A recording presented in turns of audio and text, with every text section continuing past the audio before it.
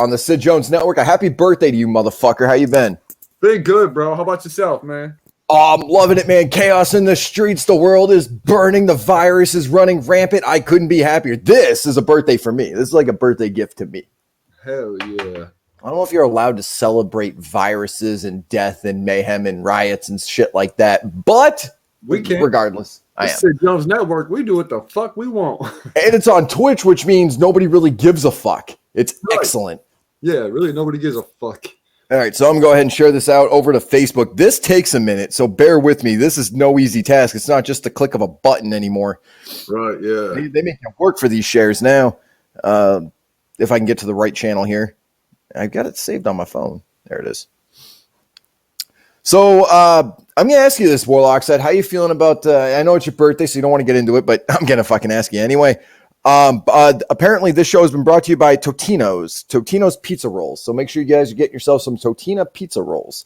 Hey. Brought to you, bringing you the Sid Jones Network live on Warloxide's birthday. So how you doing with the election results, man? How you feeling?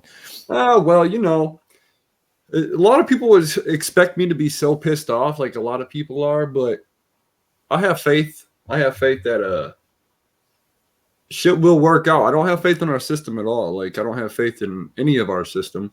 But I do have faith that there's somebody up there looking out for us. You know what I'm saying?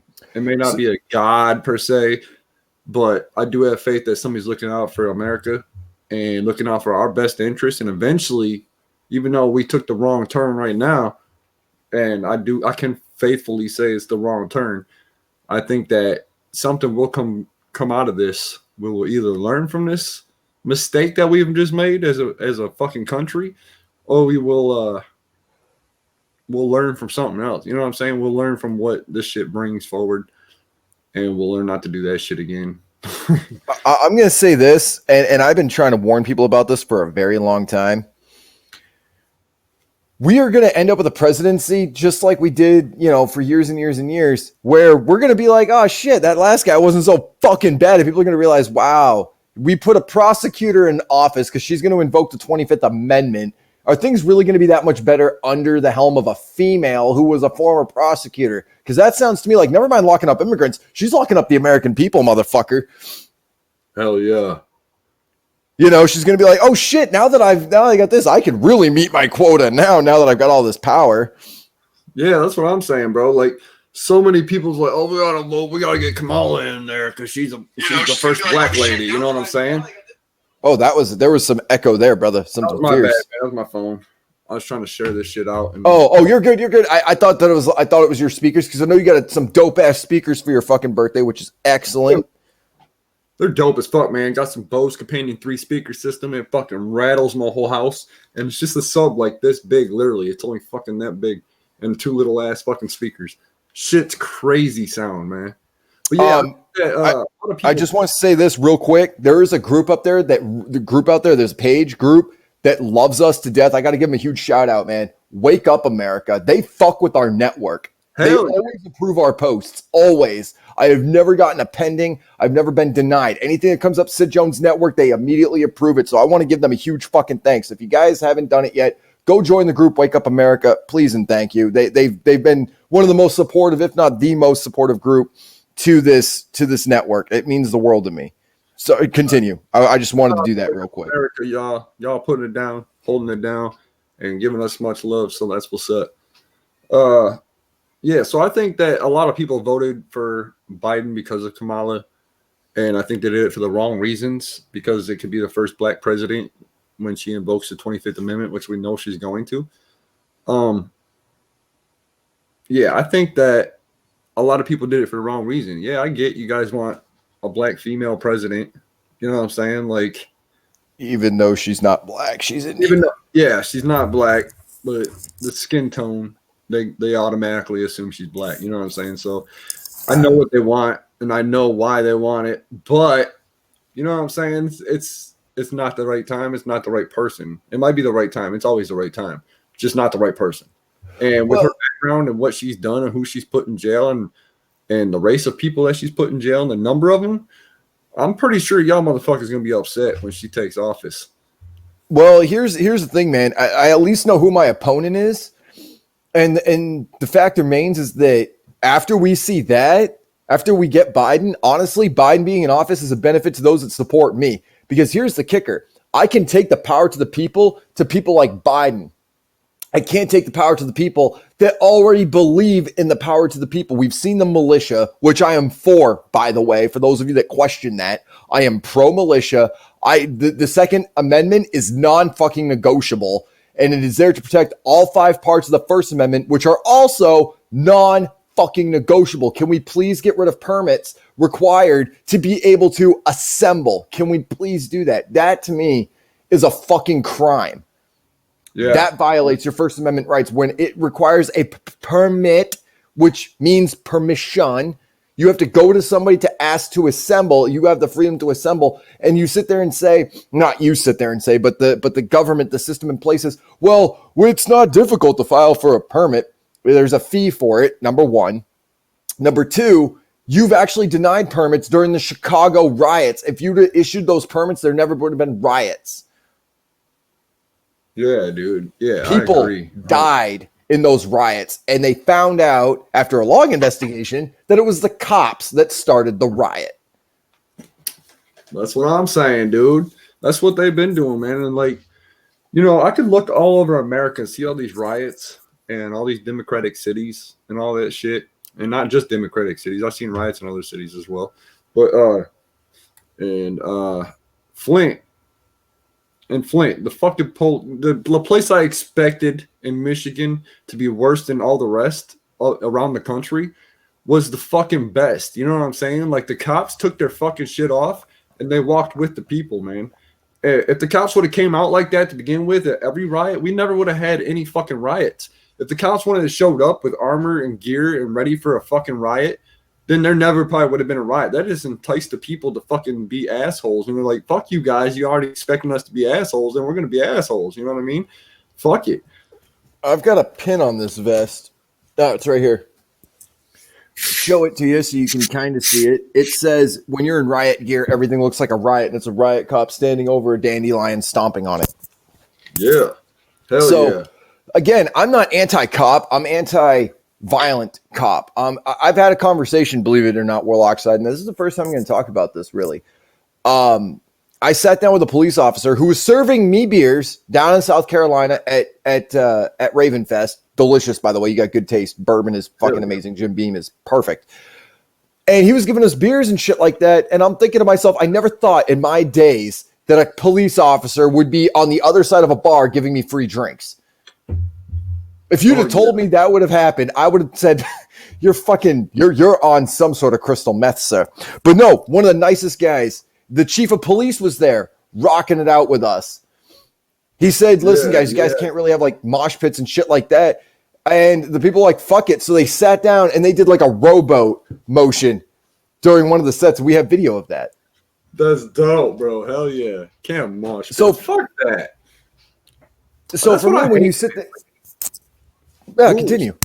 Rules. Why rules? Why? Like, we're people. If we don't give a fuck about a virus killing us or fucking taking it, leave us the fuck alone. You know what I'm saying? Like, I could give a fuck less. If I get sick, I get sick. If I die, I die.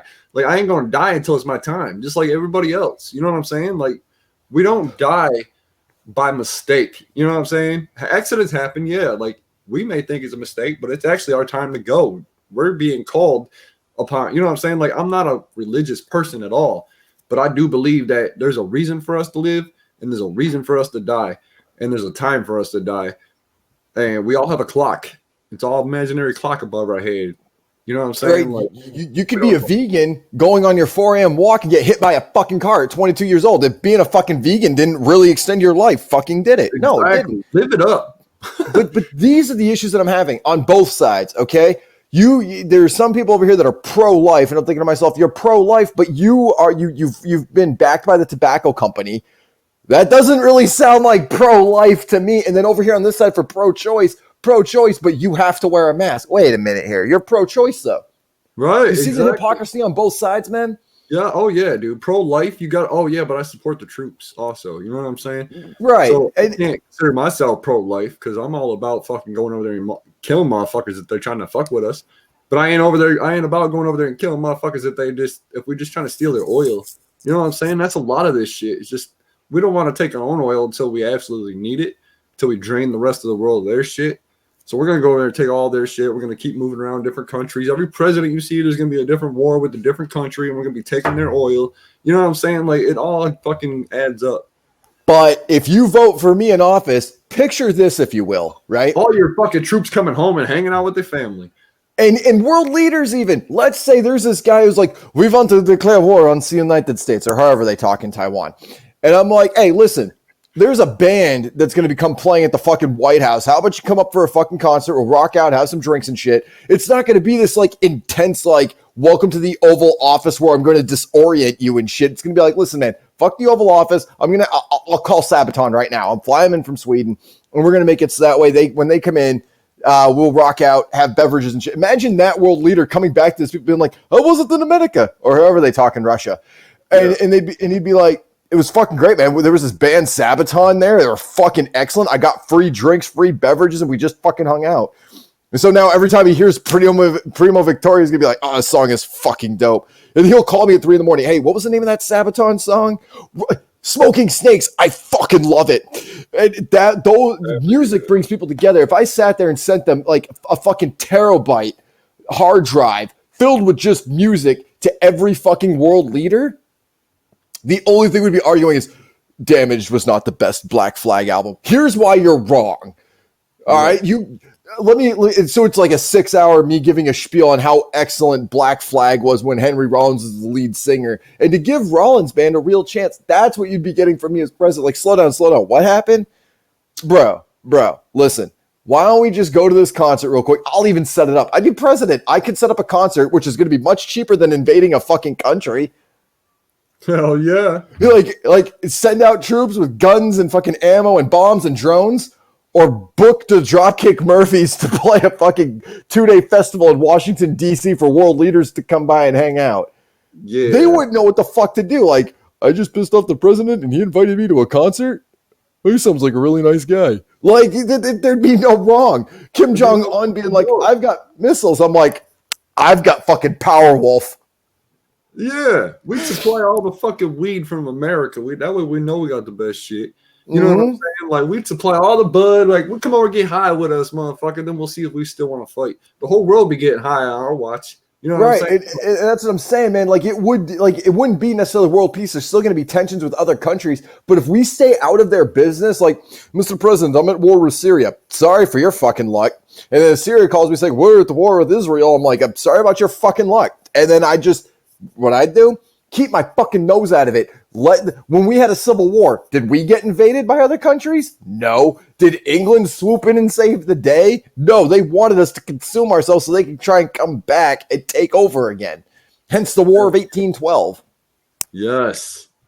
Make sure y'all fucking sharing this shit, y'all. Like, we would really appreciate that. Share this shit out. Also, Twiggy, if you could drop the link in the motherfucking chat for we got to sign a petition and get Sid Jones into office. Not into office, but into the motherfucking ballot. You know what I'm saying? We need to sign this shit. We need to get it signed by everybody we can. Let's get as many signatures as we can get. We're already at 54. I did send out an update today thanking everybody that we were at 54. The next now here's the thing. The next milestone is 100. We don't stop there. It's not like I'm going to get 100 signatures and be like, okay, I'm good. No. We're talking thousands upon the thousands upon the thousands. You got to remember, we got 4 years. Clock is ticking, but we got 4 years to gear up and prepare. I've already set up a campaign map where I'm going to be hitting Texas. I'm going to be hitting New Hampshire, Vermont, Maine, Massachusetts. What do those states have in common? They all voted for Biden. So I get to be like, here was your critical error. Here's what we could do to fix this. And we could take Biden in his own state. We could take Kamala Harris in her own state. And more importantly, we can get the backing of previous presidents to be able to help us out and letting people know that Big Brother is going to be happening come January 20th is the dawning of our new system where if you've seen Demolition Man, you cuss and swear, they print out a fucking fine out of your car that you pay for that you have to constantly register every fucking year. That is a very long link. Allow me to send you a shorter one, Twiggy. I will send you a shorter link. There's a like a T URL thing. I'll do that real quick. URL? Yeah.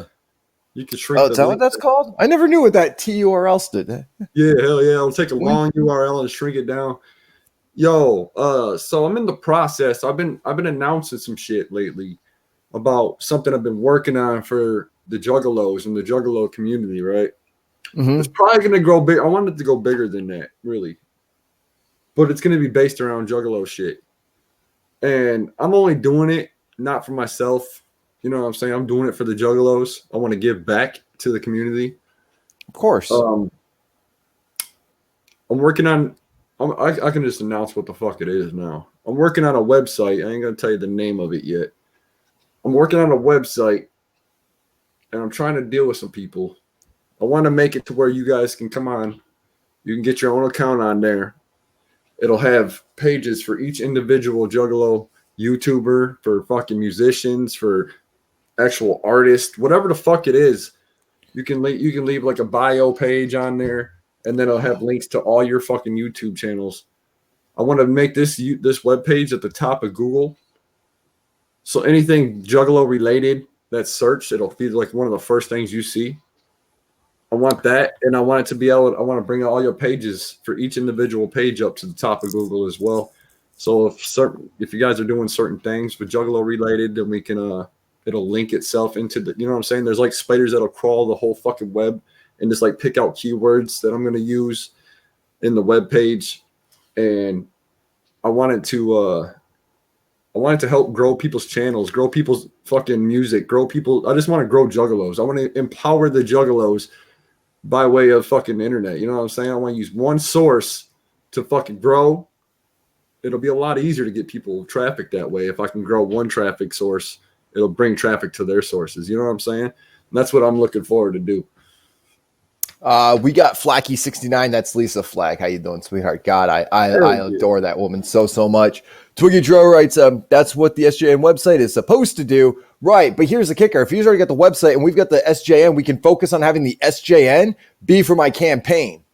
Yeah. With that said, I got a surprise for Warloxide tomorrow at 2 p.m. Oh shit.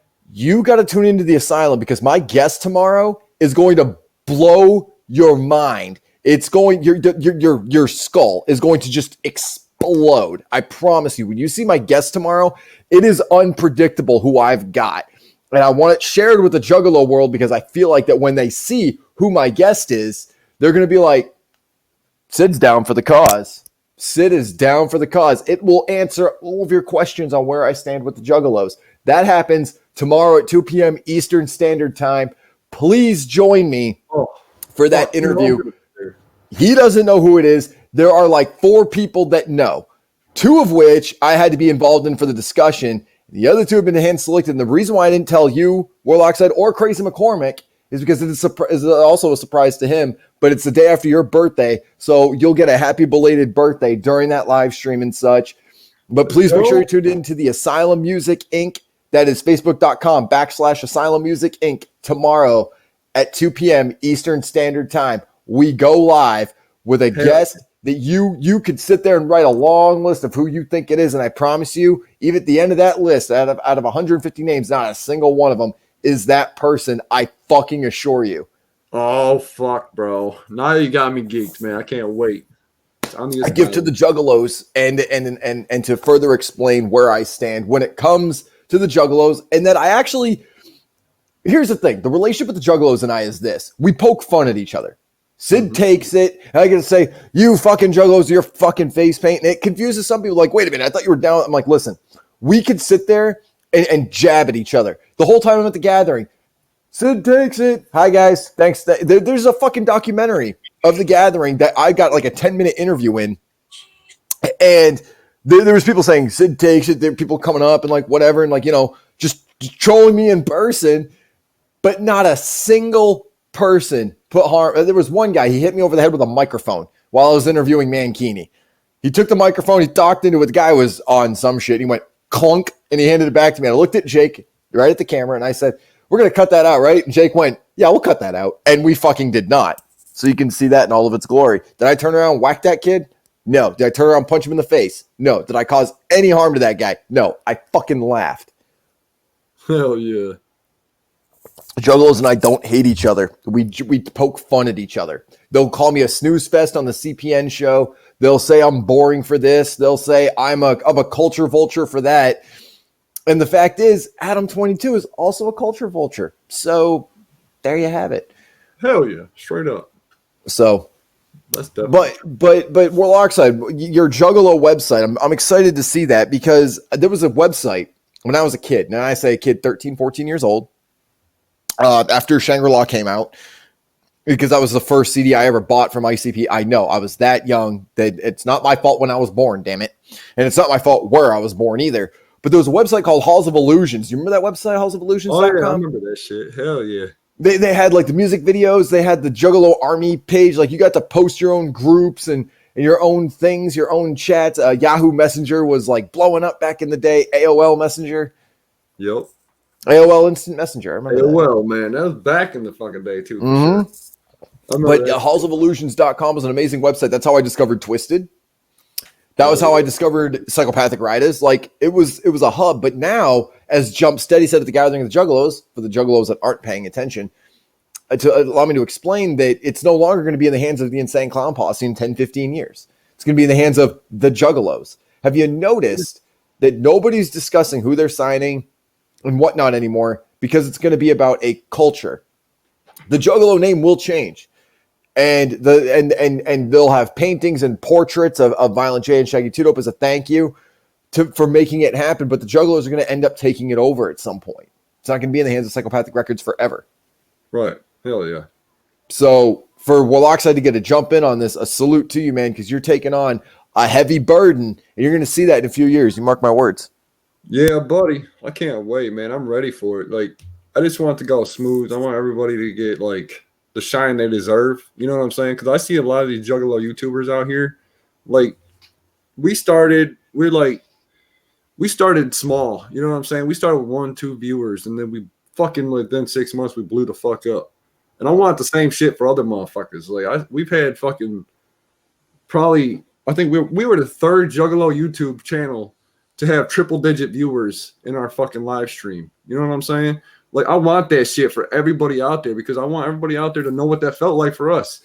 I want everybody out there to know that they're worth watching. You know what I'm saying? Because I watch a lot of motherfuckers, and I'm like, damn, these guys should be fucking getting more views. You know what I'm saying? Like, that shit's crazy, bro. It's crazy to me how I don't know if they just don't know how to push their shit. And if that's the case, then we're going to help. You know what I'm saying? Like, that's what I want to do. I want to be able to help people push their shit. You know what I'm saying? Like, teach them. Maybe there'll be like a page for like a training course on how to YouTube, how to push more viewers or how to do this and that. You know what I'm saying? Like, I think that'll be cool for everybody to. It's like a network. You know what I'm saying? It's kind of like a network, but it's like networking is what it is. Yeah, and you know what's funny? The Juggalos. All right. So I was actually thinking about this. This is kind of like one of those like stoner thoughts, right? When it comes to the Juggalos and how they actually boost each other up and not even deliberately. Yeah. The Juggalos and I got into this huge thing where we didn't like each other. And it was an oops. It was a misunderstanding. For months, it was a misunderstanding. All I wanted to do was promote my books. That's it. I just wanted to be an author. I didn't want to do podcasts. Right. I didn't have visions of doing a network. I just wanted to write books. That's it. With real words in them. Like this one is how many pages? 186 pages right here. Malum Paradisum is going to be 475 pages to sum up all 5 of the books. It is the first conclusion of this entire series here. And that's all I wanted to do. All I wanted to do was push my books. And because of that, there was a misunderstanding. But at the end of it all, the Juggalos helped me get my name out there. People were like, oh shit, this guy writes books. And I'm like, yeah, because I fucking was doing that for years. And it dawned on me, if it wasn't for the Juggalos giving me shit and trolling me, I wouldn't have sold my books and people would have never bought my books. So I actually have to thank the Juggalos for that. And it dawned on me just the other day. Hell yeah. Definitely worth buying the books, man. It's fucking definitely a good book. Definitely good reads if you like to read. Like a lot more. I don't even like to fucking read books, bro. But I sat down and read that fucking book front to back. I couldn't put it down until it was done. Like I read it. My goal was for people to have that is like, I don't want you to sit there and like read the book and then like get back to it or whatever. I want it to be where it was easily consumed. You wanted to read it, and I want it to be like a weekend read. Like my brother was like, I didn't fully intend on reading Eaten Alive front to back. I was going to just read a few pages and then I was going to put it down. And he goes, but by Sunday night, I fucking finished the book. And I was like, damn, dude, like I'm flattered by that. Now, this book was an accident. I was just pissed. So I just decided I was going to put into my writing. And I realized I said to myself, if I publish this book, it changes everything to do with the Sid Jones book. I literally Fast and Furious my own series before it even really got a jump start on its second book. So I talked to a bunch of people that bought my books and things like that. And one of them was my brother. And I said, I'm thinking about slowing it down for Grains of Chaos. I was thinking about, maybe kind of slowing it down. And he's like, don't slow it down too much, man. Like, Sins Is Not Treason was good. The ending was good. But Eaten Alive, man, you got to keep up that pace. So I ended up ruining what I wanted to do in the beginning, early on. But now I've got Malum Paradisum. When I asked people, what is it you want to read? What does it you want to see happen in the next book? And I was like, fuck it. I can make this happen. I can make that work. And the plot that you guys actually gave me, like, I didn't write this whole book by myself. A lot of people played a role in this book. That's why it's so long. Oh, yeah. Lisa says you guys had the internet growing up. I didn't have the internet. I was already growing up by 2000 something. I'm 36 today, yo. Today's my 36th birthday. I'm old. Happy birthday, man. Thanks, Twiggy. It's good to see you, bro. It's been a while, man. I thought you were younger than me. I miss you too, brother. What up, Sid? I thought you were younger than me. Hell no, bro. I'm old as fuck. You see all the gray. That makes him the second oldest member of the Sid Jones Network. How is it that all my viewers and the people that are on my network are fucking older than me, except for Twiggy? Me and fucking Crazy are old. Crazy's older than me, bro. He's like 38, I think. 37. No wonder why I'm not the boss of my network. Nobody would ever take me seriously. Listen, I'm the boss here. All right, child that's throwing a temper tantrum. Just sit the fuck down. Oh. Twiggy backed out when you said that. You all right, Twiggy? I think you got disconnected somehow. I don't know. It says I hope I didn't upset the guy. Your guests will need to connect their mic cam before you can add them to the stream. Oh, his shit got disconnected. Yep. Let's see here. Canon and Boris writes, happy birthday, Warloxide. Happy birthday, Warloxide. That's dope. Happy hempy birthday, Warloxide. Hell yeah, that's what's up. Hell yeah. Happy hempy. I can't see with these awesome sunglasses that I got from Believing God Eyewear. This thing will cut out the sun, man. I'm telling you, you could stare up at the sun with these things. And like, one of the reasons why I wear these, I got my fucking ring light, and it doesn't bother me. I learned this. I did a promo for Underground Hustling with Last American Rock Stars. Yeah. And during that thing, I went back and watched it just the other day, and I realized I was squinting. And I'm like, that's why I started wearing sunglasses, because I'm like, I'm not going to take off my sunglasses, but yeah, fuck it. I guess I could. I was kind of doing this. I was kind of like, yeah. And I was like, yeah, no, I can't be doing that shit. But if I got sunglasses on, like, and it makes it that way, like I can look down at the chat and I can look over at you, and then you think that I'm making eye contact. I'm always tweaking, bro. I'm always hot pie-eyed and shit. So I just I don't like light. So if I got a light from Party Master, shout out to Dr. Shocker. I've had this thing for a while, man. Thanks to him. That bitch is bright as fuck. Holy shit. Yeah, that's a nice light. You should use that. Hell yeah. That's much better. Yeah, I fuck with that guy. He actually was the one that reviewed Eaten Alive, which inspired me to write Grains of Chaos. His review inspired me because I was waiting for it. He's got my review of Eaten Alive up, and he said Descent is Not Treason was good. You know, I got both the original copy and I got the special edition. And he goes, but when I got Eaten Alive, I was like, this is a book. I felt like the Descent is Not Treason was just him knocking the dust off, but Eaten Alive is fucking amazing. And I'm like, I wrote that book in 2 months. I spent 6 months writing Descent is Not Treason. A book that I wrote in 2 months is everyone's favorite. It's fucking weird, man. Like, so he's like, I liked it. I thought Eaten Alive was okay. I didn't expect it to get that reception. And he said it felt like reading a movie. Now, not like reading a script, but it felt like reading a movie. And that's what I was aiming for. That was my goal. And I thought I'd nailed it with Descent is Not Treason, but apparently it didn't come to fruition until Eaten Alive. So you're not aware of the rules of an artist, are you, Sid? No. How long have you been at this? Writing books? Just in general, how long have you been in the media? 5 years, 6 years, 7 years. For lack of better terms, you are on some level a performing artist. I'll let Lisa Flack know. A true artist is never satisfied with their own work. I don't know. I disagree with that because I am very much satisfied with Malum Paradisum. You're satisfied with it because of the reaction, but when you wrote it, you thought this is going to be No. Malum Paradisum's not out yet. Malum Paradisum's not out yet. That comes out December 14th. Oh, is it? It's up for pre-order. Okay, well, that's my sixth book.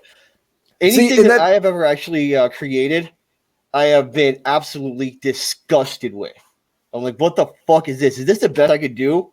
Seriously, this is fucking shit. But when I get the reaction from Warloxide, from you, and all these other people that actually listen to my music, they are just, they're balls deep into it. Like, wow, you actually fucking like this?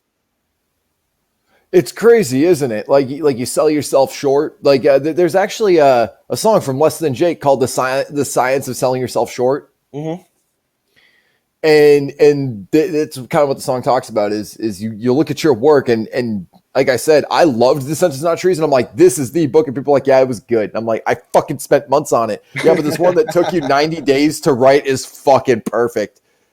Great. So I know that if it takes me longer than 90 days, I should be fucking nervous. With Grains of Chaos, it didn't do well, and then I wrote Nuclear Winter in in 2 months. People were like, I loved Nuclear Winter. I'm like, you fucking would, wouldn't you?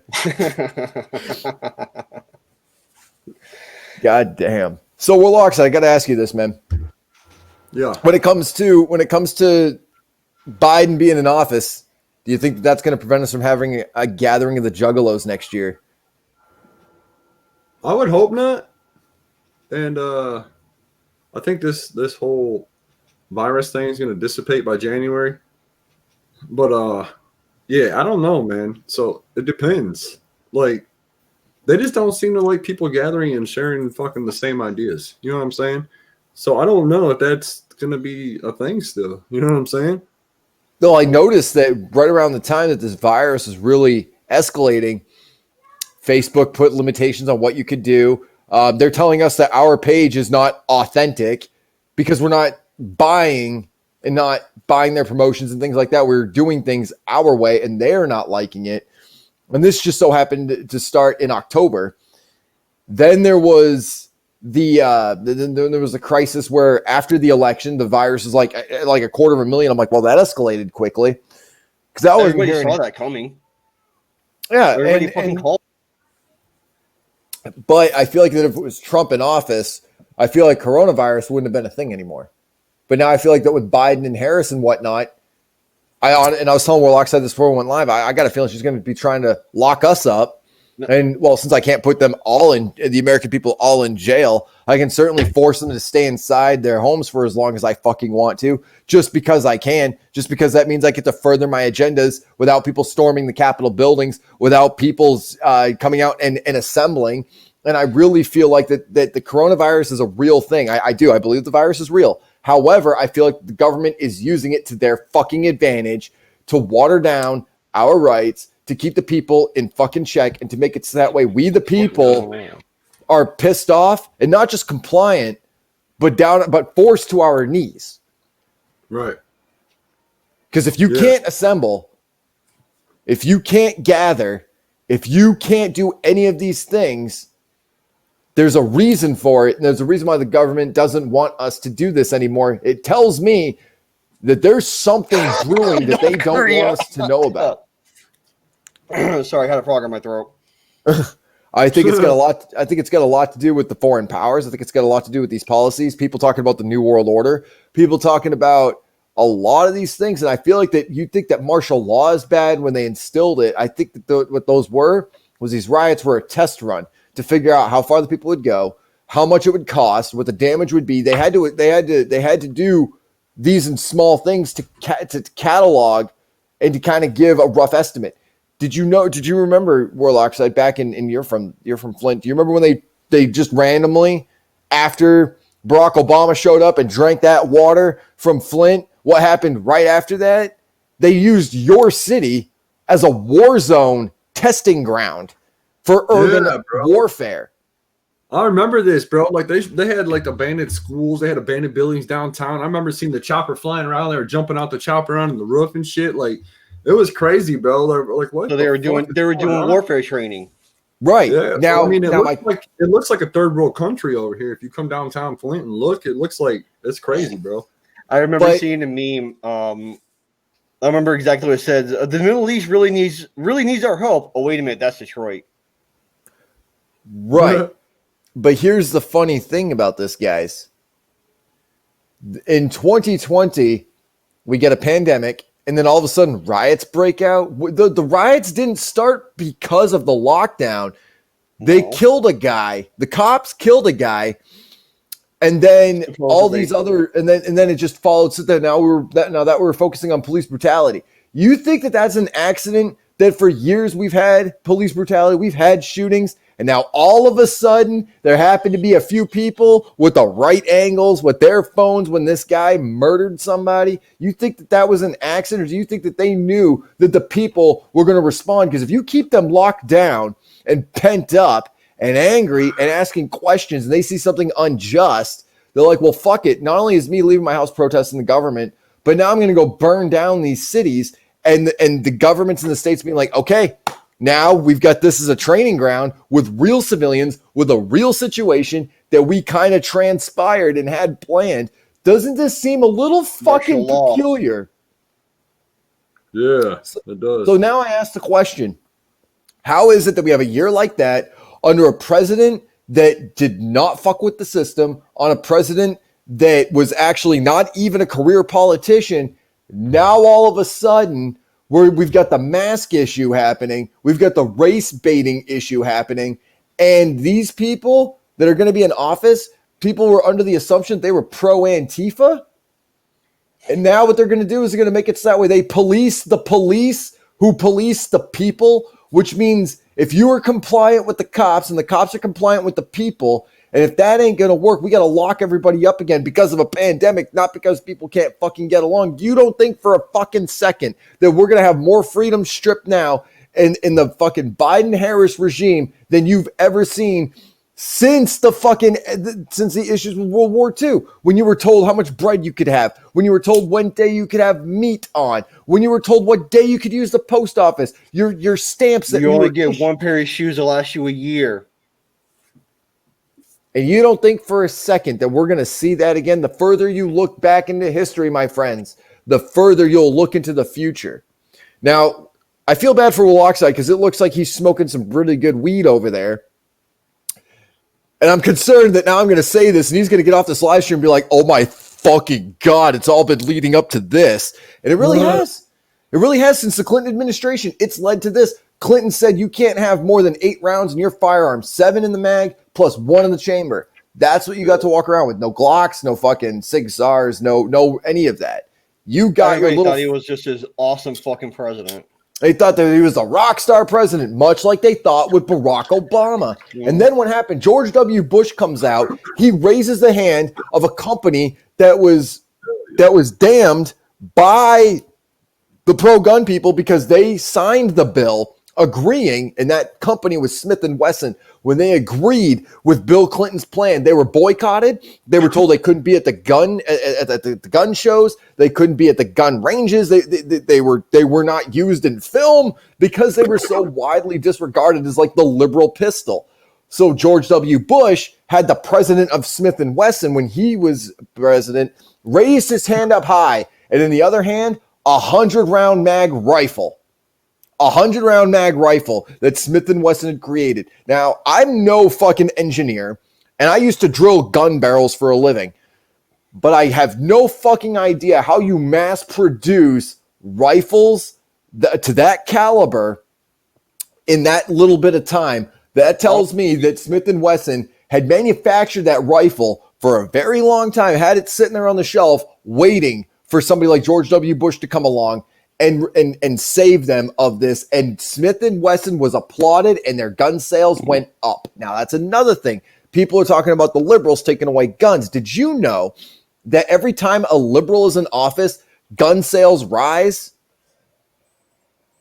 True that. Gun sales increase 65% when a liberal is in charge.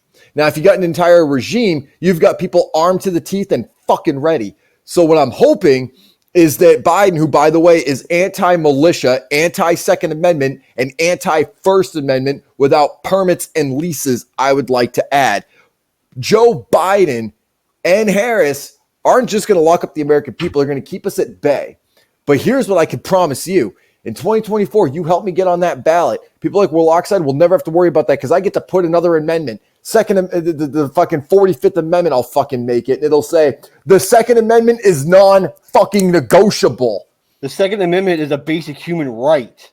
It is. You shouldn't even have to have that in written. Yo, the first 10 amendments are not negotiable. Well, unfortunately, now with these no-knock orders that the police do, with these illegal search and seizures, which, by the way, there's another issue that we've got, and it's called civil forfeiture. And that's when these highway pirates, these cops, pull people over, and they're like, oh, that laptop right there, we think that's used for drugs, so we're going to go ahead and take that laptop. But I work for IBM. No, the laptop. Oh, you got $6,000 in cash? That's drug money. We're going to take that too. They get to pull you over, confiscate everything, and then you got to go to court and defend. So they stick your wallet with $6,000 in it, and they go, Mr. Leather Wallet, why do you have $6,000 in you? Your Honor, my witness is not helping. That I would like to treat them as a hostile witness, Your Honor. Yeah, that it's not answering my questions. I'd like to move to strike. And that's exactly what the kind of America that we live in now, right now. Like, that's not 10 years from now. That's not during the Biden administration. That's a bit reminiscent, actually, if you think about it. It's a bit reminiscent if you think about it. Think back to when, even before they came to the U.S., they would actually literally look for a reason for a public hanging, because that was fucking, let's get the party started, you know? Crazy McCormick wrote, I mean, rock stars do get their dick sucked, and I just want to remind everybody that I am the motherfucker with the last American rock stars tattoo. Even though Bizarre and Gordy are gone, I remain a last American rock star motherfucker, the promise that I made. See, if people have been paying attention, I have kept every single promise I have made. Every single one of them. I said I would never get this tattoo covered up. I would never regret it. I told them that I would forever be a last American rock star, no matter what happens to Gordy and Bizarre, no matter who's on the fucking record label of Magic Ninja Entertainment. And I'm here to tell you this. When Lars left, I had no real investment into Magic Ninja Entertainment. I got friends over there. They're nice people, great people, some of the best people you'd ever fucking meet. But I don't do business with Magic Ninja Entertainment. And I would like to be clear on something else. I never was an employee at Magic Ninja Entertainment. And I also said I cannot be fucking bought. And mark my words, tomorrow, gentlemen, at 2 p.m., you will see that Sid Jones cannot be fucking bought with the interview that I've got for each and every one of you. To the juggalos out there, please tune in tomorrow, 2 p.m. Eastern Standard Time over at the Asylum. Not only is it going to be one of the greatest interviews you've ever seen, but motherfuckers, it's going to be evident enough that I will do what the fuck I want to do, regardless of who's affiliated and associated with who. Sid Jones will do what Sid Jones wants to do. End of fucking story. And if you ain't down with that, fuck what you think in that regard. Gentlemen, there's another question I want to ask both of you. I kind of took over Warloxide's show, and I'm sure that was a bit of a rant there, buddy. I know. But you got to kind of expect that when I show up, people are going to be like, but this is perfect. Imagine what the debates are going to look like in 2024. You ever see Man of the Year? Just saying, that was pretty captivating, but if you're going to give a presidential speech, you got to be a little more controlling of your emotions. You can't go all fucking Donald Trump now. Really? That's how we got elected. And that's also how he lost the election. Actually, we discussed how he lost the election. How he lost the election was people driving down the road, seeing Trump supporters waving flags, and they're like, fuck, I don't want to see these people anymore. I'm just going to vote for the other guy, and hopefully they'll fucking disappear. It wasn't a vote against Trump. It was a vote against the supporters, man. That's who it was a vote for. They were like, they thought that by voting for the other guy, our country would somehow be more intelligent. And they were wrong. Hell yeah, bro. Hugo Sid, thank you, Lisa Flack. See, I love this woman dearly. I really do. I've actually got a patch on my other vest, and every time I look at it, I think of her. It's a ticket to Pound Town. It's a gold patch. Of course, it's gold. Stitched with red, and on it, it's in the shape of a ticket. It says Pound Town on it. So every time I look at it, I think of you, Lisa.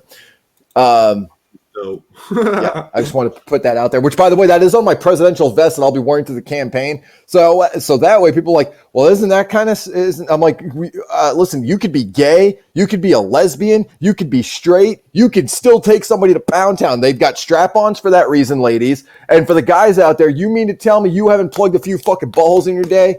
Mr. Top Guy? Have you? Everybody can take somebody to Pound Town. You don't even need a penis to do it. Stop So really, the question. What's the question? Shit. Have you taken a guy to Pound Town? I have not taken a guy to Pound Town. Oh, you thought I was bisexual? Have you, Twiggy? I need a lawyer to answer that. What the fuck? He says I need a lawyer to answer that. What the fuck? You know what's funny? For some reason, like I was hanging out with I got a gay friend. He's one of the greatest guys I've ever hung out with. He was my reason of looking forward to going to work. And we'd have conversations about our relationship issues. We'd have conversations about laws and society and have conversations just like you and me have. And one of the other coworkers walked up to me and like, you and Travis seem to get along. And I says, yeah, Travis and I, we get along great. He's a great guy. Are you two, yeah, no. Are we two what? Because now I'm starting to pick up on it. So now I'm just like, what do you mean? Are Travis and I what? And now I'm making them even more uncomfortable because they're like, fuck. You two like to hang out? I'm like, yeah, we hang out all the time. Matter of fact, I go over to Spiral, which is a gay club out in Lansing, Michigan, and I have a great time. Guys buy me drinks, ladies buy me drinks. I have the time of my life over there. We get some dancing on, and so now they're like sweating. Their faces being red, and they're like, so you go to Spiral, you go to this gay club, you work at a gym, and you wear purple. Are you and Travis? Are you two? I'm like, are you asking if? And I did this perfectly. I'm like, are you asking if Travis and I are like together? And they were like, well, I'm like, the answer is no. We have a mutual respect for each other. We are great friends, but it's a bromance. But I said this, I'm like, but if I were, and then I winked, and the guy ran out the door so fast, it was amazing. Oh, that hurts every time. Here's the thing. Doing that. I love homophobes because you can fuck with them. Oh, shit, what's up, crazy? Not much. I just want to put that out there real quick. I love homophobes because they are the best people to fuck with, and who taught me that was Henry Rollins. Hell yeah. Henry Rollins, dude. He's the shit. Crazy, what are you doing, boy? What else am I doing? He's playing video games. All the rest of I have an intelligent conversation. You go, Crazy McCormick. You go. You play those violent video games, and you play those misogynistic games. You misogynist bastard, you. Yes, exactly. Yes, welcome to motherfucking Clout Nerd, y'all. See, we need to be doing something like this. This is what we fucking need. It's a birthday bash, man. It's a birthday bash. People, you know, the last time I did this, it was because I was trying to piss off a chick. Oh, yeah, no, they're not hard to piss off. Yeah, they're really not. George Carlin said it best, man. There's not much imagination that you need in order to piss off a feminist. All you have to do is just walk into one of those headquarters and say, hey, which one of you cute little cupcakes wants to come over to my house and cook me a nice meal and give me a blowjob? No, not even that. All you have to do is go to a rally and say, I have a penis, and watch the fucking fireworks. Listen, I promise I will say this. I promise. If you put me on the ballot, if you help me get to the debates, I will look at Kamala Harris dead in her fucking eyes, and I will say, Kamala Harris, you are here, leader of the free world. You invoked the 25th Amendment, but the question the American people want to know is, where is my goddamn sandwich? No, first you have to ask her why she's out of the kitchen, then ask, where's your sandwich? Touche. But like, I just wanted to get to that because I could just imagine could you imagine the look on the moderator's face just being like, what's the little can of Empress? Because that's what I really want is I want to shock the Americans. I want them to show that there is somebody who can speak their minds. What I respect about Donald Trump, I know there's something I respect about the guy, is I watched him systematically take down every single one of his Republican opponents. Watched them one by one. Ted Cruz, bam, gone. Jeb Bush, down. Even Jeb Bush pitching a cunt fit going, why was she stop attacking my family for the whole thing that happened in Iraq? I'm like, innocent people died. There were no nuclear weapons ever found, and Donald Trump called you fucking out on it. You and your family. The Bush now, doesn't he? The Bush family is the Republican version of the Kennedys, and at least the Kennedys had two worthy people that were both so worthy, I might add. They were gunned down, not unlike Gandhi and Martin Luther King and Abraham Lincoln and Garfield. Wait, did you say Martin Luther King? Martin Luther King, yeah. The Kennedys were straight gangster. I don't give a fuck. I believe he was shot, wasn't he? Yeah, that's what I said. He was. He was shot. Gandhi was shot too. I didn't know he was. Gandhi was shot. Yes, he was. I didn't know. I thought he had. I thought he like overdosed on a hamburger or something. No, that was Mama fucking cheeseburger took down Gandhi, man. Game over. What the fuck? Can we please make that into a He never fucking ate, man. He was a skeleton with fucking. Can we turn that into a Sid Jones Network skit though? Could we do that like legally? Where it's like, listen, I'll eat this burger. I'll eat this cheeseburger, man. No, Gandhi. No. We'll make sure this policy goes through, sir. We'll make sure. Don't need to eat that burger. I'll fucking do it. Or can we get another one where we have you seen Harold and Kumar Escape from Guantanamo Bay? Yes. Oh, can we sandwich? Can we do a short film where it's like a guy who looks like Gandhi and he's like, instead of being waterboarded, his head's held down and they've got like a tub of French fries like over his face. Like, I'll do it, man. You better tell me where the weapons are. Tell us where the money is. Oh my God. You know what? Your request is my command. Thank you. We will truly make America great again as soon as we figured out when it was once great. Now, I gotta write that shit down, man. Where's my pencil? Now, I do want to bring up something to you guys. I do want to get serious real quick. God damn it. What up? One of the common answers, and Warloxide and I, again, we talked about this prior to the show. Twiggy, I hope you can write and listen at the same time. I'm about to blow your mind on something real quick. Wouldn't be the first time. In 1776, we dumped our teas into the heart. Well, so it was before 1776, but we were established as a free country in 1776, and we protested England, right? Because of taxes. We had our freedoms, right? We were the badasses of this country, right? What if I told you that George Washington was the one that put in the tax for whiskey? What if I told you that the Electoral College and the faithless electors were established by our founding fathers because they didn't feel like that the American people were informed or intelligent enough to vote for the, quote, right person? What if I told you that our founding fathers didn't have faith in this country like everyone thinks that we do, when they thought it's going to be a party and shit like that? No. They separated from England. We got our independence, and then we ended up working together on building up a government made of three parts. And they started taxing the people. They started doing all this, that. And imagine you're sitting there, and you're having some whiskey, and somebody comes up to you in a powdered wig and says, "Hey, you need to pay me extra for that drink that you just bought." Yep. And that person was George fucking Washington. If our founding fathers had faith in this country working the way it was supposed to, they never would have created the fucking Declaration of Independence. You know what I'm saying? They never would have had to. They never would have had the Bill of Rights. Which, by the way, our Independence Day should have been in August, not in July. In July 4th, it was signed, but it wasn't received and approved or accepted or whatever until August. Now, here's another thing you guys don't know about history. Not everybody wanted to go to war with the United States. It was actually one of the guys in Parliament that suggested we don't go to war with the United States and we let the United States. They covered that on South Park, actually. And another funny thing is that the War of 1812, it was the British trying to come back and take us down one more time. That's when they burned our White House. That's right. A time in history, the White House was burned down. And to this day, there are still burn marks. There are still burn marks inside the White House that every time they try and paint over, burn marks come out. If I remember correctly, actually, I don't remember if it was on History Channel, but I believe there is a section in the White House or somewhere in the compound of that the White House sits where a cannonball is still lodged in either the wall or the staircase. It's still there. It's funny because I remember hearing about this, but they've never shown us the cannonball. They say this, but I've never seen it. Let me Google that real quick. No shit. That's crazy.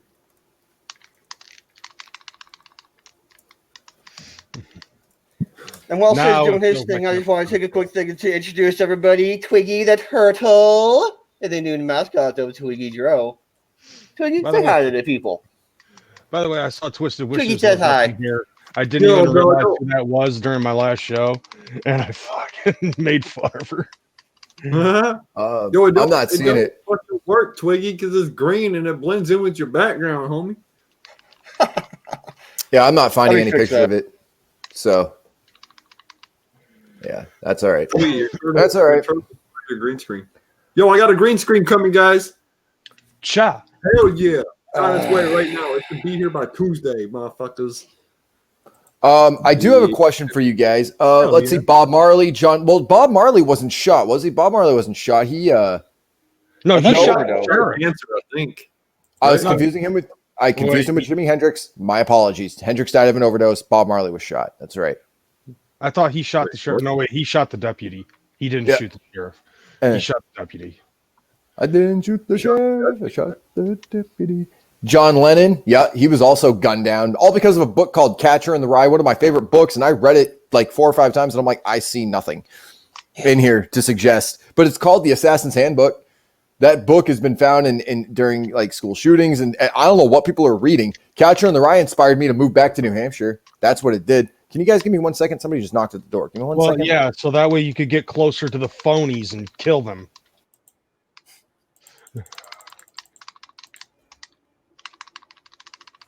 No idea what's going on my screen.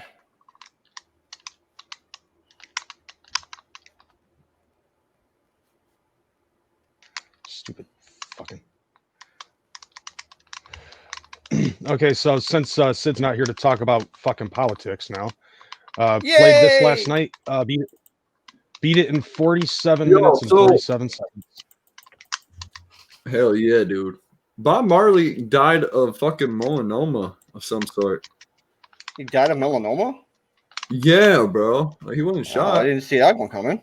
It says in 1981, the music world lost a legend when reggae artist Bob Marley died after a 4-year battle with melanoma skin cancer that started on his toe, but in fact was diagnosed with a rare but fast-growing type of skin cancer known as acral melanoma, which isn't strongly likely to UV exposure. Yeah, skin cancer. How did he catch that? UV exposure. Melanoma is skin cancer, basically. My mom had it. I don't know. Not by the sun, like most melanoma is, but you heard that? You heard that, Sid? Oh, he ain't got his headphones in. And it started from his toe? Warloxide. It says what? What up? Remember when I showed you that I got my nephew? Yeah. Oh, shit. Alexa, stop. I didn't say you. Fucking Yo, cunt. so I just read something that said Bob Marley died of cancer, bro, not fucking getting shot. No, he was shot, though. He was shot. He was shot and it caused him to get melanoma. He got shot in his toe because it started on his toe, it said. Hell that's yeah, kind of long cool. way away from the heart. He's 4, so he's going to like this, right? He's a 4-year-old, so this will be good. I fucking think that's like a real deal, and he's going to be out shooting his parents. He's going to be shooting you. He's going to be shooting everybody with it. You know, my sister, so I do homework on like making sure that my nephew doesn't get duplicate toys. So I found out that he likes things that light up and make sounds. I learned that. And then I also learned that he likes toy guns, but he had like a little pirate flintlock toy pistol. And I'm like, what if I got him a toy gun that lights up with a motion action bayonet that when you press a button, it goes up and you can take off the barrel if you want to. So I learned by looking it up real quick that it's not assembled. He can assemble it himself. Oh, damn, bro. America. Yeah, it's like Teach you guys how to use guns at an early age. Hook them while they're young. Yep, and my mother was pissed. She was like, because I says, so listen, I got my nephew a toy. and I noticed that he didn't like his Batman toy as much as I thought that he would. He likes Batman for like 30 seconds, then he moves along, but he still loves the superheroes, right? Still loves the superheroes, but I'm like, I want to get him something he can actually like play with that he'll enjoy. Because every time I got him an action figure, his first question is, "What does it do?" And I'm like, I got that Kung Fu action grip, kid. What the fuck are you talking about? So, how do I explain this to a 4-year-old? And so I was like, fuck it. Now, when he opens up this toy, he's going to be like, I know what this does. It lights up, makes noises. The bayonet swings up and down. It'll actually, I think it swings upward. Yeah. Let's see. Yep. It's got an infrared target laser on it. A movable bayonet lights up and makes realistic sounds. I go, shing. Yeah. So he's going to love it. When you pull the trigger, it lights up and he's going to... And he can assemble it himself. It's perfect, absolutely perfect for a 4-year-old. I was going to hear his Violent J saying "shing, shing, shing, shing, shing." Now you can see the turtle. You know, my nephew actually does like my music. I had him listening to Leo. I don't know if you know Leo Machiavelli. The fuck's his name? Yeah, is that it? Machiavelli. I love this music so much. Who is the spy? I always fuck up his last name, but I like. He actually did a cover of "Smells Like Teen Spirit," which is actually better than the Nirvana version. I know. I said it. I know. I said it. He also did a version of Cotton Eye Joe, which is fucking metal as fuck, and the music video is hilarious. And I do make this promise, by the way: if Biden or Harris, whichever fucking one of them is running against me, I will come out at least one time to the song "Cotton Eye Joe," the Leo version. I will do it. I will do it. Oh, you know it's going to be Kamala. I do know it's going to be Kamala, but now I gotta find a song that like just bashes women. Maybe that song "Pretty Fucked Up." I'll do that song. "Pretty Fucked Up." I'll do that song. Dude, you want to offend everybody? Come out to some AC. No, Eminem, kill you. No, anal cunt, dude. There's nothing more offensive than that band. Oh no, Eminem, kill you was pretty fucking offensive. Have you ever listened to Anal Cunt? Yes, I've listened to Anal Cunt. Okay, so tell me something. Is there a song title more offensive than "Beating Up Niggers That Sell Fake Crack"? No, Lisa, I did not buy this for me. I bought this for my nephew. And again, if I was getting myself a rifle, I actually showed it to Warloxide. They've got these water blasters now, but they're not like water guns. They shoot these water gel capsule things, and they look like that. They look like the real deal. Like you take them apart, like they're like a real. It's fucking crazy. I don't know how they came up with this idea and were able to ship it from eBay. So I figured my nephew's older, I'd get him one. I'll get me one, because if I bought him one of those, my sister would take me out back and shoot me with it. No, actually, you know what you should do? Like when she comes out, you should fuck with the soundtrack. So whatever song that she was meant to come out to, she would actually end up coming out to some Bollywood type shit. Oh. To answer Crazy McCormick's question, Marilyn Manson has a song called "Rock and Roll Nigger." Yeah, I know, but that's a cover. True. That's a bad word.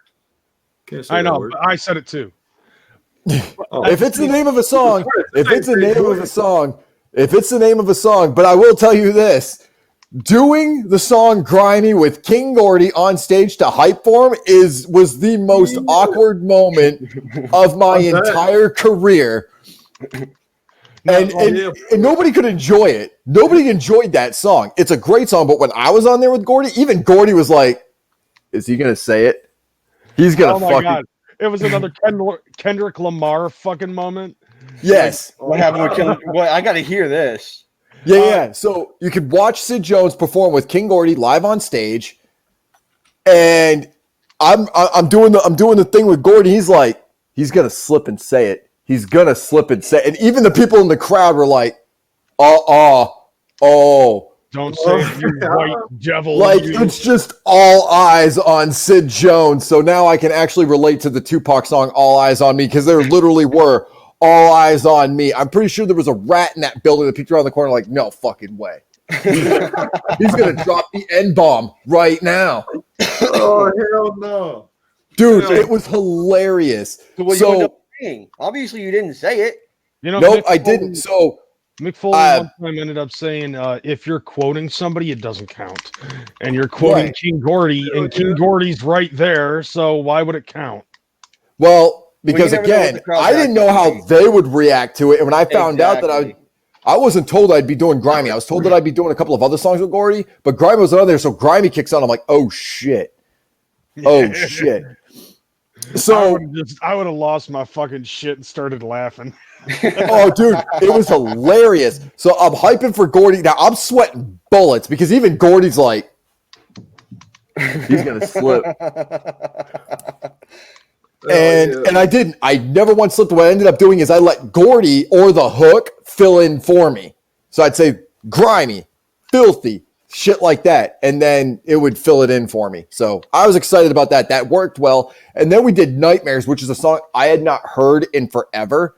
And you forgot how it goes. No, I fucking aced it.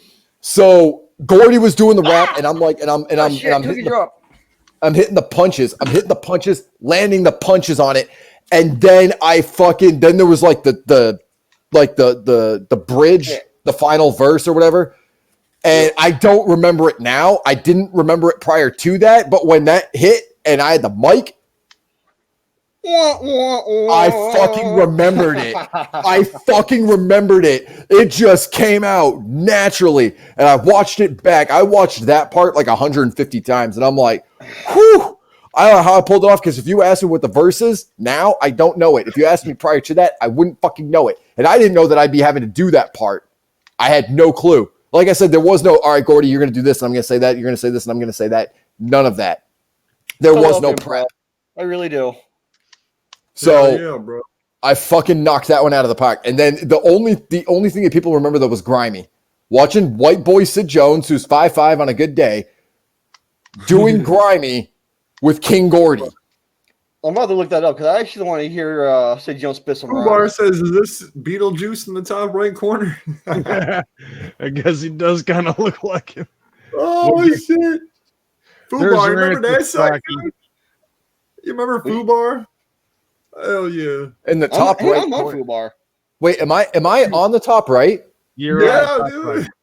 How do I look like the guy from Beetlejuice? What? What guy are you talking about?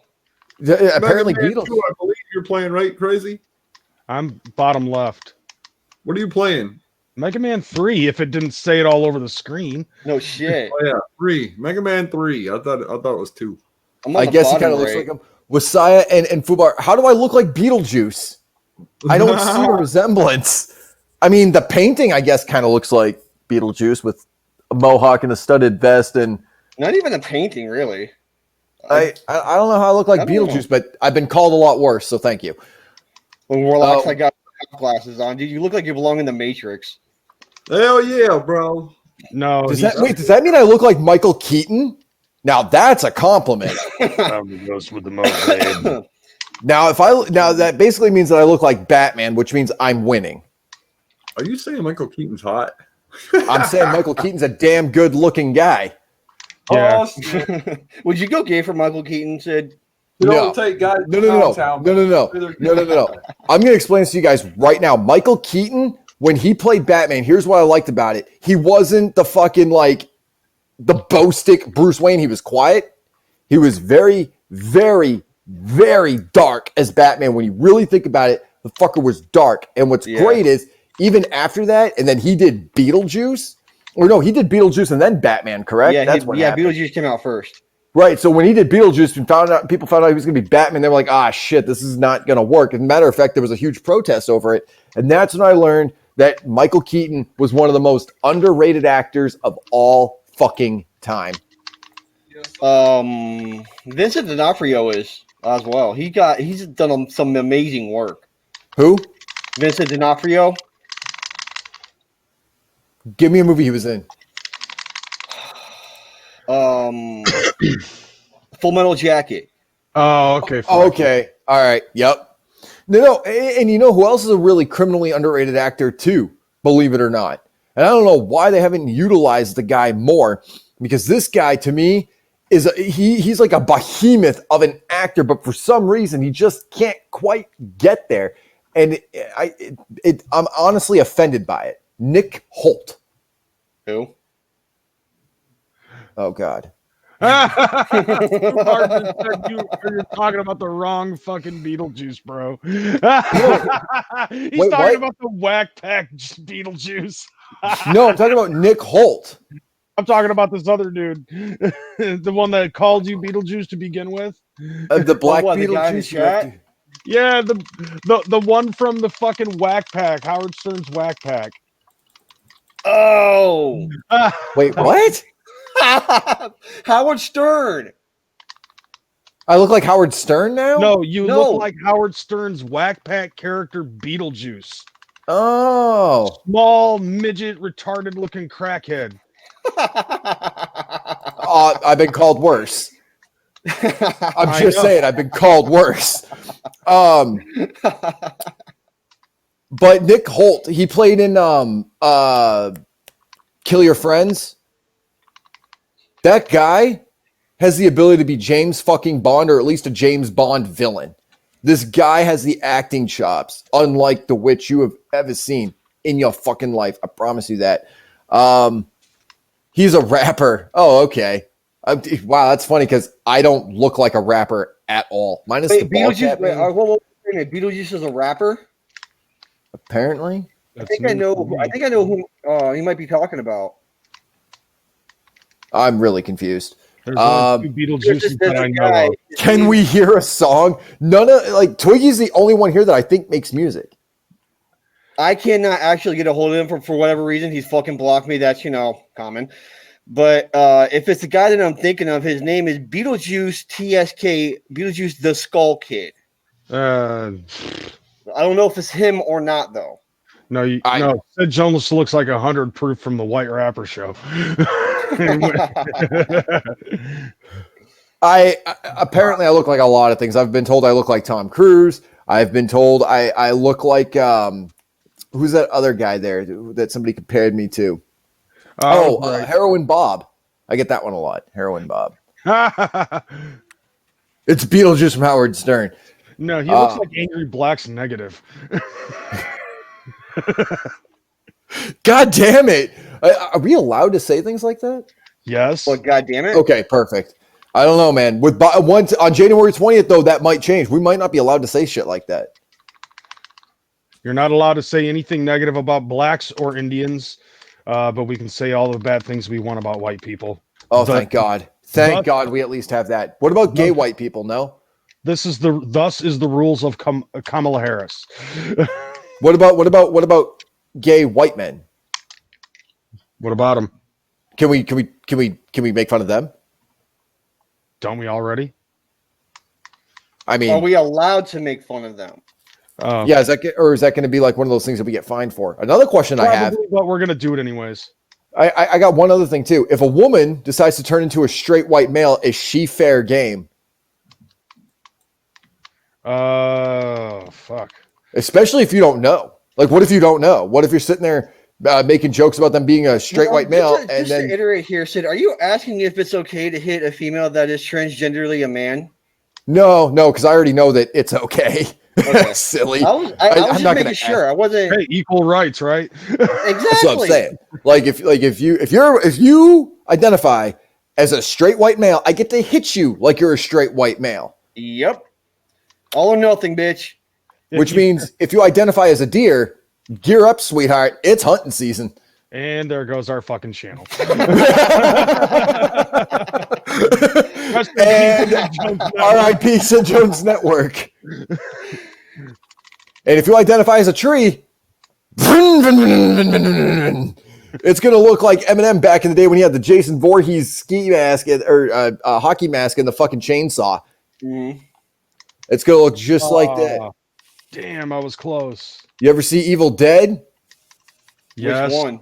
You're going to be seeing a reboot of that. If I ever see somebody who's like, I identify as a tree. I cut down trees. I'm a logger, baby. Come here. I identify as a lumberjack, bitch. So if I identify as a black guy and you hit me, is that a hate crime? Yes. Ooh, good question. No, it would be a yes. If he says I identify as a black male and I hit him, he can say it's a hate crime and I just want the drawings I just want the drawings of what that's going to look like in the courtroom when I'm standing there as a defendant and he's the plaintiff and the judge is going to go, did you hit this black male here? I'm like, how the fuck did you know he identifies as one? So wait a minute, you have this magical power where as soon as he identifies as one, like all of a sudden, without meeting him, he doesn't have to say it? That's fucked up, man. Add to it, a black judge. I know. Could you imagine that? You remember that episode of Family Guy, right? It's like, hey, you're that black guy on TV. Yep. Suspect is being belligerent. What? Suspect is armed. Huh? Officer down. Yep. It's gonna be like that. Like people are gonna see that episode of Family Guy and be like, "That's not even funny, man. That shit's happening." Like that's some real shit that we're dealing with in America right now. Yep. I think I just lost the state of Ohio again.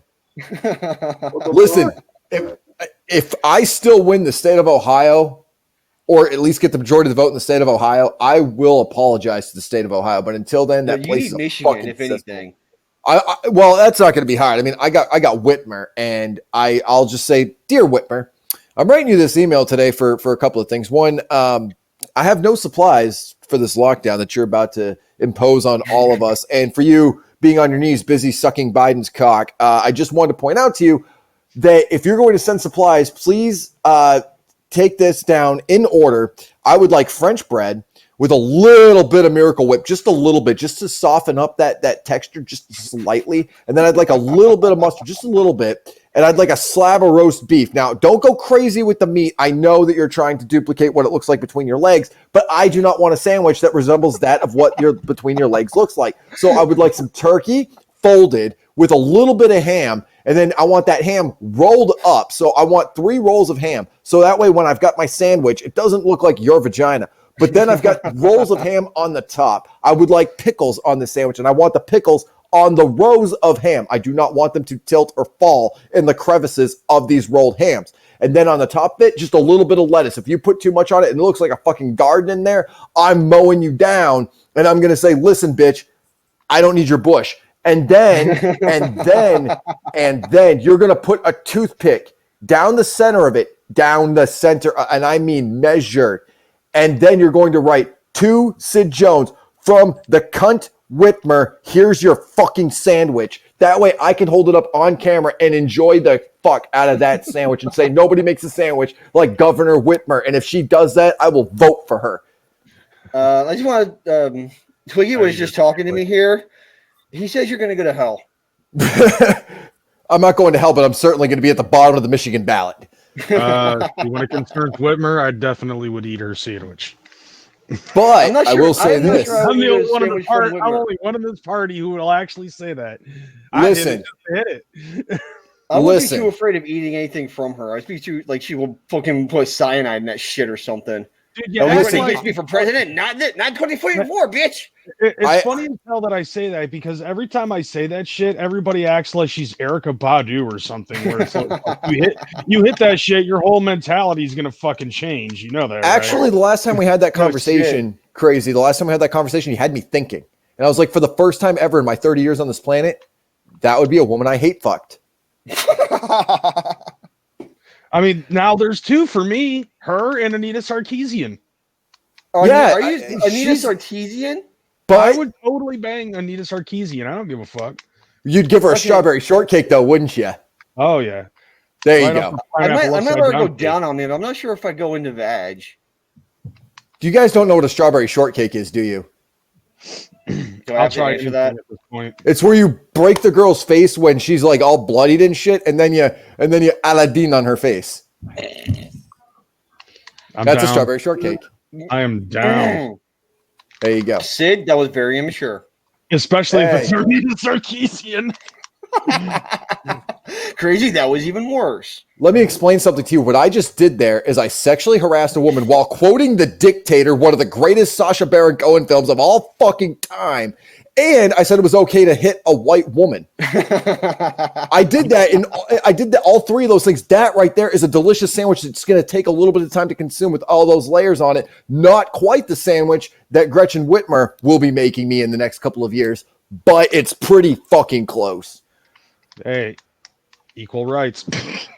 I am all for equal rights. I just made her a verbal sandwich that's going to take her a minute to digest, and that's not the only thing she's going to have a hard time digesting. She's going to look back on this video and say, Sid, do you have any explanation for this? You don't understand. I want these videos to be taken up by Fox News, CNN, MSNBC, ABC. I want this to be run in the Democratic National Convention and the Republicans National Convention for them to run every single clip, for them of doing like 5-hour highlights of all the most offensive shit that I've said, and for them to go, and what do you say about that? I'm like, that was fucking genius. And what do you have to say about that? I don't even remember saying that, but can you play it back? I got to write that down so I don't forget it the next time. That's fucking great. Your co-conspirator ended up saying this. That is fucking awesome. I would give you a high five. Take over your show, brother. Well, do you remember saying this on Twitch back in 2020? No. Those were days. I would like to just announce that I was drunk when I said that. Oh, you don't understand. I was drinking flavored water, dude. Like, I am all out of excuses. Well, now you just set yourself up, man. I know. Like, I and they're gonna say, well, maybe it was drugs, and I'm like, listen, if I was on drugs, do I get more free drugs if I admit to it? Like, do I get an 8-ball of coke right now if I admit that it was drugs? Because in which case, guilty. Yeah, no shit. But I do want to ask you guys this question too, right? So if I'm president, right, or at least running for president, would I have like any bit of pull at all? Like let's say I'm just like on the ballot, or I'm doing my campaigns and shit. Do I get any bit of like capacity, or get any bit of like, little bit of pull with people? Like, it depends on what your definition of the word pull is. Depends on what party you're with. Gorgeous women. That's kind of what I was thinking. Like, do gorgeous women come with that, or do you end up with people that look like Kamala Harris? Depends on what party you run with. I'd be. Check this out, right? I've seen some of those Trump supporters, and for a second, I thought about hitting up a MAGA rally. For a split second, I saw some of these women, and some of them were fucking well endowed. And then I saw Lisa Flack, and I'm like, well, I could just, when I'm president, I could just fly her to the White House, and I'd be busy for hours upon days. Mr. President, this is a nuclear crisis. Not right now. It's okay. Strawberry shortcake later. I'll be right out. Sid, I think you could actually be the first person to solve the world's problems with that strawberry shortcake. With that if you were a president, you were getting laid, bro. You'd probably be fucking solving all kinds of shit. I know, and the best part is they'd be like, he's clearly a meth head. No, I'm stone cold sober. Ah, Jesus Christ, I wish he wouldn't have said that. Like, my campaign manager, you think that the presidents go gray in like a matter of years. Imagine my campaign manager after 2 years. They'd be like, oh, Jesus. Listen, don't. That would be the name of the documentary. If they ever made a documentary of it, or like a biopic about my campaign, it should be called shit, he said it. That would be the name of it. That would be the name of the film. It would be fucking genius. Because then imagine that being brought up in conversation. Wait, did you see that movie? Did you see that one? It was fucking, oh God, it was intense. Brilliant acting. He had Nick Holt play him, even though he's not British. Hell yeah, Nick Holt. I would have Nick Holt play me. It's like, but he's British. Do you want him to do the English accent? No. He's got to be British.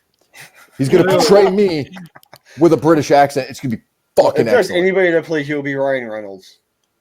I don't know. I think Ryan Reynolds would have a hard time with that. I think because he's from the blue side, so he'd look at some of the shit that I'd say and be like, I don't feel comfortable saying this. Are you kidding me? He's fucking Deadpool, dude. Yeah, I know, but some of the shit that I've said, like, you've got to quote what I just said about Gretchen Whitmer, word for word, in the film. I'm pretty sure.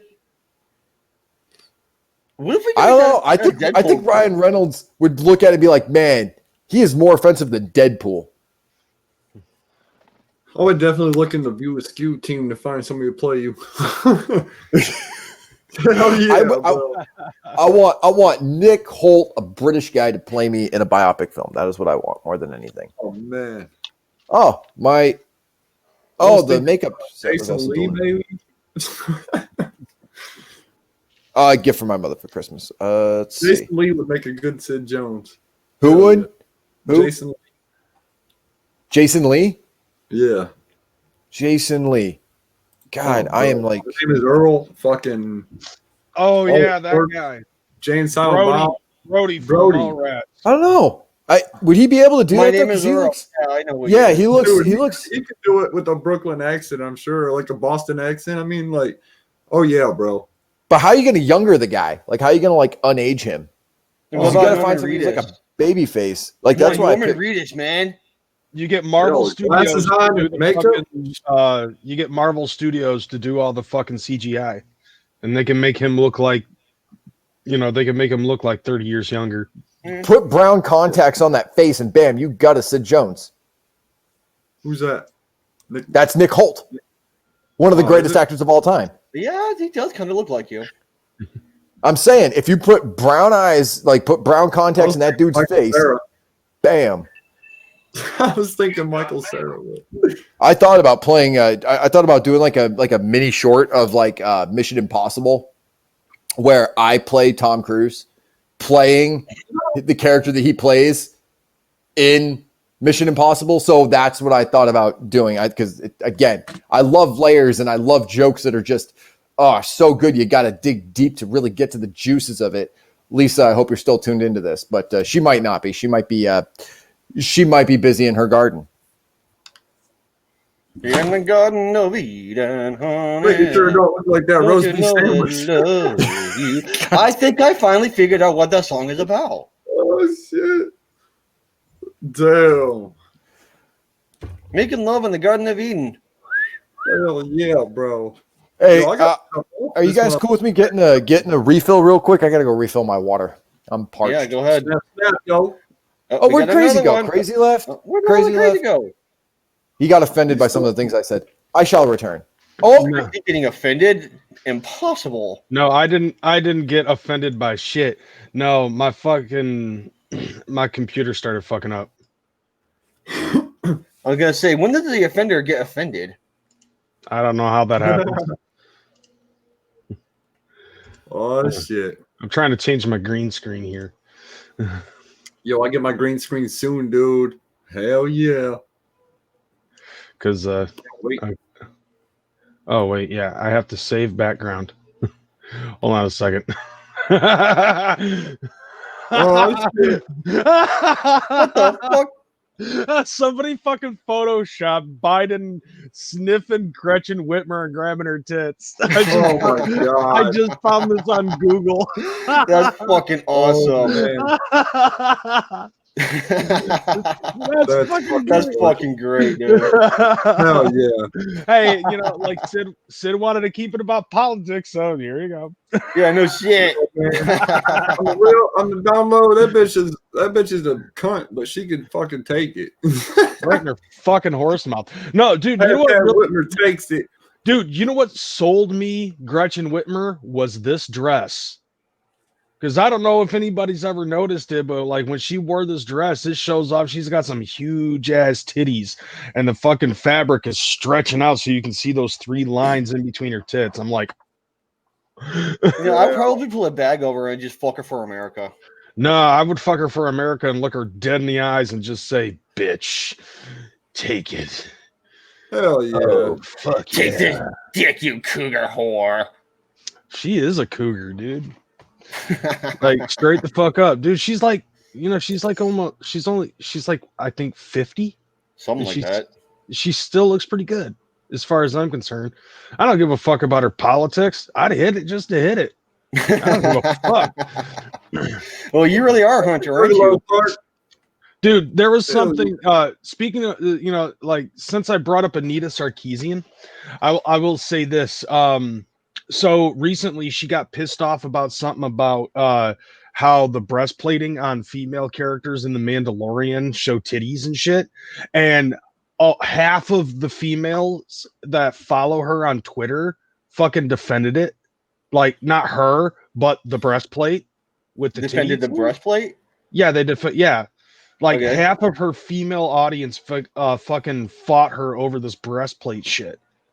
Wow. And And so it's just like, okay, so it's Anita Sarkeesian arguing for the sake of attention at this point.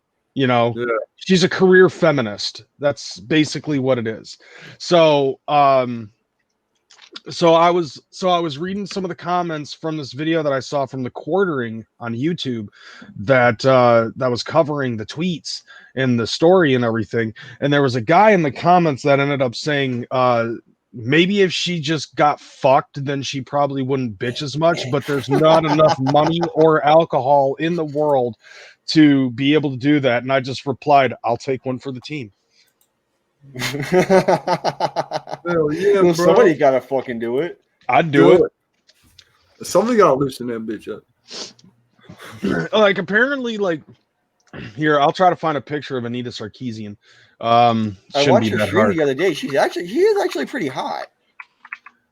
Yeah, I agree.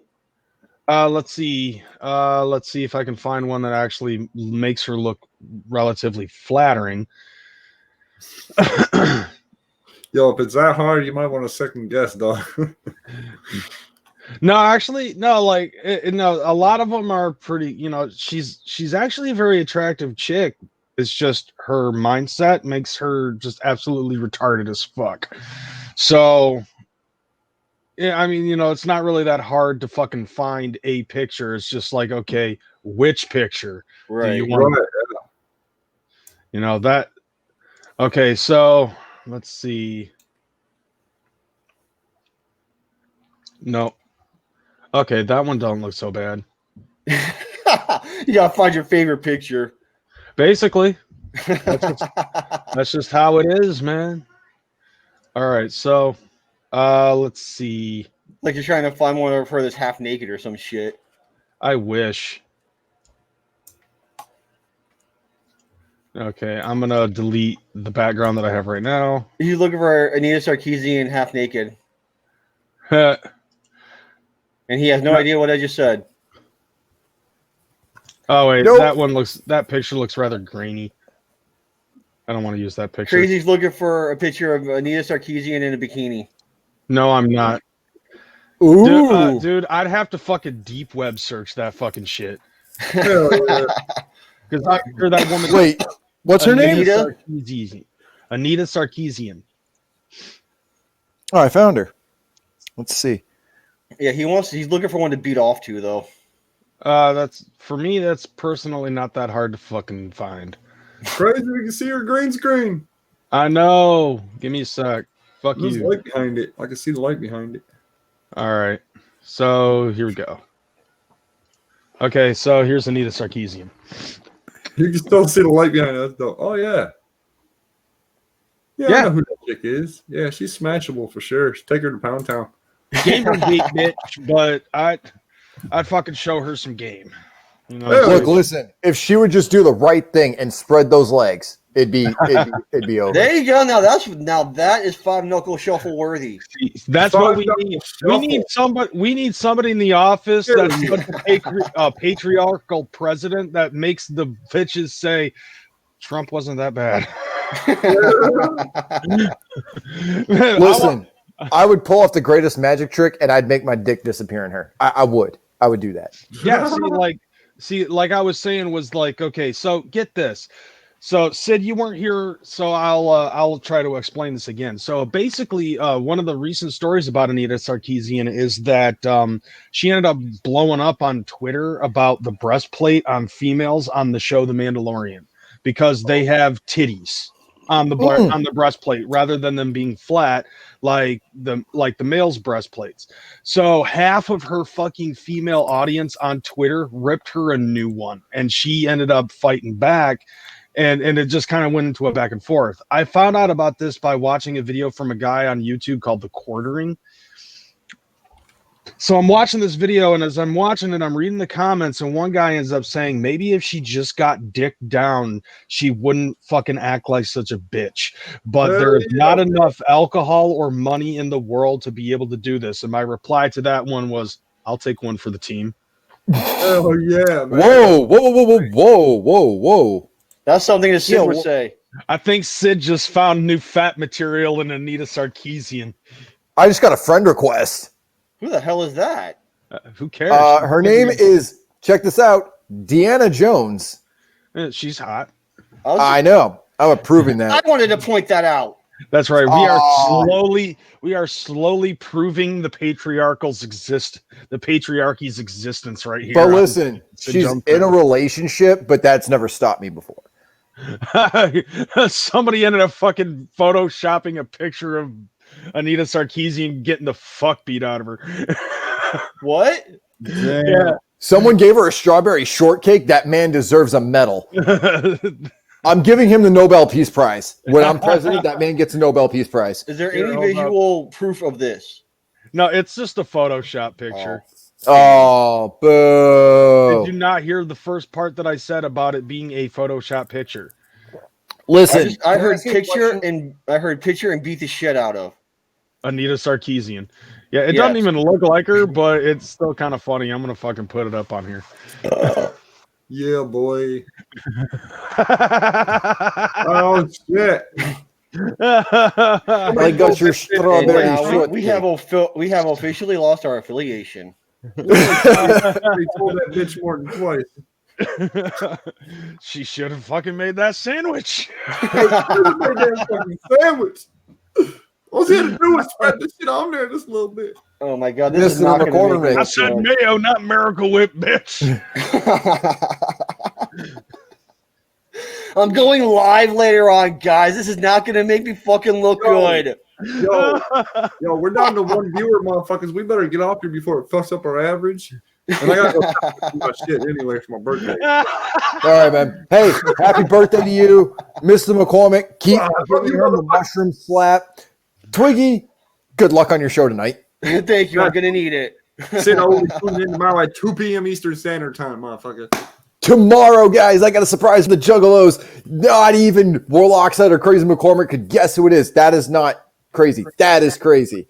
That is Twiggy, who's going to be live tonight at 9 p.m. Eastern Standard Time. And tomorrow, the clock is ticking. This interview has been in the works since fucking July. Tomorrow, ladies and gentlemen, is my fucking D-Day. And if you ain't down with this, fuck what you think. I'm going to see you guys tomorrow. I'm going to see you guys tonight in the chat, 9 p.m. Warloxide, once again, happy birthday to you, brother. Much love to each and every one of you who tuned in today. Make sure you guys are sharing this out, and I'll see you guys tomorrow live. Sid Jones, 2024.